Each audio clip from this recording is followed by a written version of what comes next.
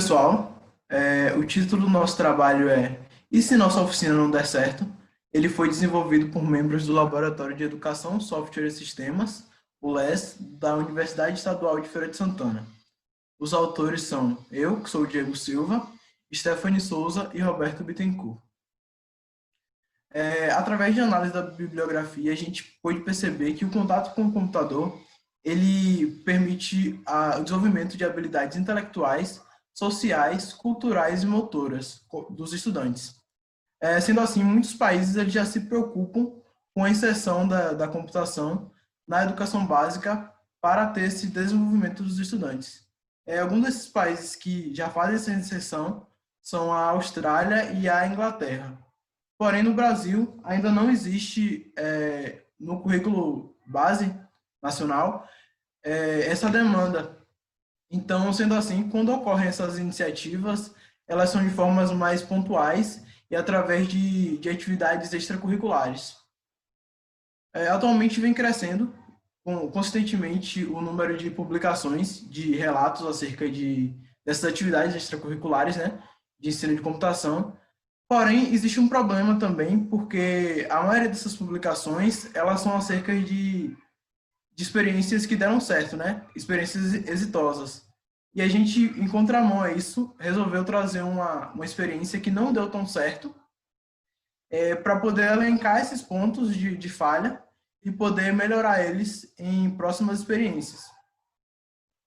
Existem dois pontos chaves, dois conceitos chaves para o nosso trabalho. O primeiro deles é o pensamento computacional, que é a habilidade do ser humano que permite descrever, representar e explicar o mundo e seus procedimentos. De certa forma, seria como pensar como um cientista da computação. E nós também trazemos a computação criativa, que ela já se trata de uma abordagem de ensino-aprendizagem e basicamente procura destacar a criatividade dos estudantes utilizando o computador como ferramenta para isso. Então, sendo assim, a gente desenvolveu uma oficina de aprendizagem de computação criativa com o foco em alunos do 6º ano do ensino fundamental de uma escola pública aqui da cidade de Feira de Santana. Para isso, a gente utilizou uma metodologia de monitoria ativa com 2 tutores, que foi eu e a Stephanie. Sendo assim, a gente agia explicando aos alunos no começo os conceitos que eles iam utilizar, dando uma introduzida aos comandos e outras explicações e passando desafios para eles. Assim, durante os desafios, eles podiam recorrer a gente e solicitar algum auxílio que a gente fazia esse novo trabalho de explicação ou de estimulação para que eles pudessem resolver os problemas. A ferramenta principal utilizada foi a ferramenta Scratch, do MIT, principalmente porque ela tem essa facilidade para a gente lidar com computação criativa, seja com desenvolvimento de animações ou de jogos. As aulas eram de 2 horas semanais e a gente, ao final da oficina, desenvolvemos 5 aulas, que teve um total de duração de 10 horas. Todas as atividades que a gente realizou foram retiradas do livro Computação e Eu. Os estudantes, basicamente, foram 20 ao total, né, do início ao fim da oficina, e eles eram do 6º ano do ensino fundamental, de uma escola de tempo integral em Feira de Santana, como eu já tinha dito previamente. Do total, foram 13 meninos e 7 meninas, com faixa etária variando de 11 a 17 anos. Nenhum deles relatou ter tido uma experiência prévia com o Scratch, nunca ter visto nem mexido com ele. Nosso planejamento da oficina, no final, ficaram 5 aulas, né, como eu já disse. Na primeira aula, a gente trabalhou com a plataforma code.org. Apenas uma vez ela foi utilizada, né, e foi para dar alguns conceitos iniciais de sequência, estrutura de repetição e comandos direcionais. Eles fizeram o Hora do Código de lá. Na segunda aula, a gente já fez uma introdução ao ambiente Scratch, utilizando animações livres nele. Na terceira aula, a gente fez novamente animações com atividade para eles fazerem o que eles queriam ser quando crescer, uma animação com essa temática. Na quarta aula, a gente fez um desafio utilizando blocos do Scratch. A gente deu uma quantidade e uns blocos específicos para eles fazerem a animação utilizando exatamente aqueles blocos. Foram 2 desafios com quantidades diferentes. E na última aula, a gente trabalhou com uma animação de banda. E nisso a gente introduziu o conceito de paralelismo, que como uma banda, vários instrumentos tocam ao mesmo tempo, eles fizeram isso na animação.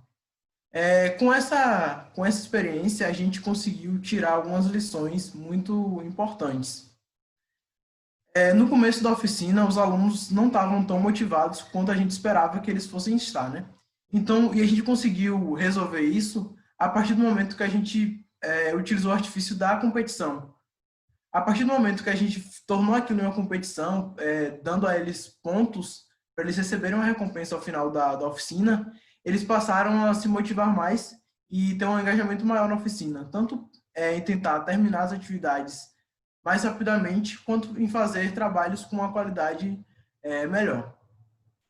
Outra coisa é que eles tiveram outros pontos em que ficaram desmotivados e a gente conseguiu diminuir isso e até diminuir a forma que eles ficavam dispersos às vezes durante as aulas com uma atividade desplugada.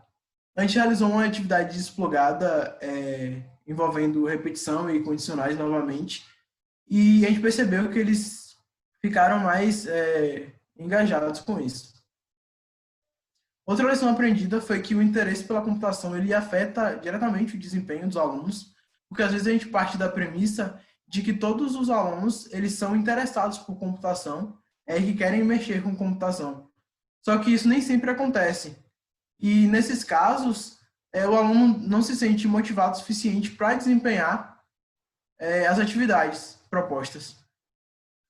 Outra coisa é que as turmas mistas são difíceis, porque, como eu mostrei lá no perfil dos estudantes, a gente tinha tanto alunos de 11 quanto até de 17 anos. Então, acabava não sendo tão interessante para todos eles. Isso eu vou até abordar num próximo tópico.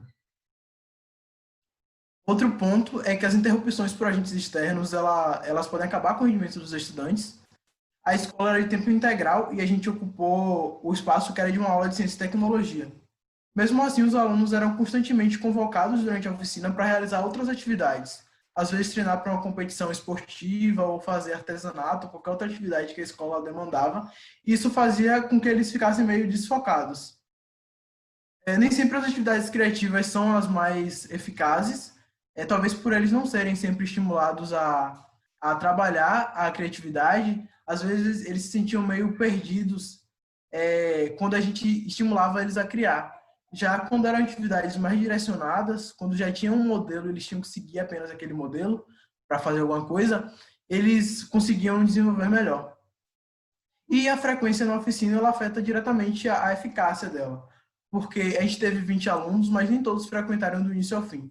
Alguns frequentaram até o meio da oficina, outros começaram a frequentar próximo do final, alguns dos que frequentavam, eles chegavam atrasados ou saíam antes do horário previsto, e isso acabava totalmente com a eficácia.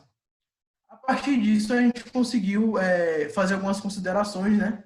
Primeiramente, que nem sempre o planejamento é suficiente. A gente planejou uma oficina até mais longa do que foi feito, só que por vários percalços a gente não conseguiu concluir, então ficou essa coisa mais reduzida. Correlacionar os temas das atividades com o contexto deles ajuda a manter a atenção, porque às vezes quando a gente faz uma atividade que não é muito correlacionado com o que eles estão acostumados, acaba sendo muito chato para eles, digamos assim.